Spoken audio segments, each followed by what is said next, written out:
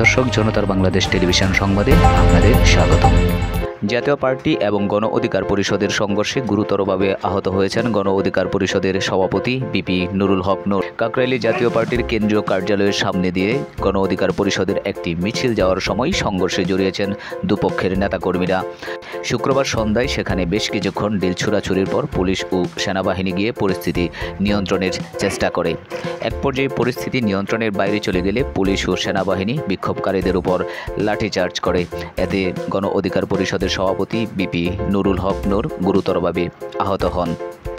BP নূরের উপর হামলার প্রতিবাদে বিএনপি, জামাত, এনসিপি সহ বিভিন্ন রাজনৈতিক দল তীব্র নিন্দা ও প্রতিবাদ জানিয়েছেন। এদিকে লাঠিচার্জের বিষয়টির বিষয়ে সেনাবাহিনীর পক্ষ থেকেও এক বিবৃতি দেওয়া হয়। আইএসপিআরের সংবাদ বিজ্ঞপ্তিতে বলা হয়েছে, পরিস্থিতি নিয়ন্ত্রণে আনতে সেনাবাহিনী ও পুলিশ মোতায়েন করা হয়। প্রথমে পুলিশ ঘটনাস্থলে উপস্থিত হয়ে পরিস্থিতি নিয়ন্ত্রণের চেষ্টা করে, তবে এক পর্যায়ে সংঘর্ষ বেড়ে গেলে তারা সেনাবাহিনীর সহযোগিতা কামনা করে।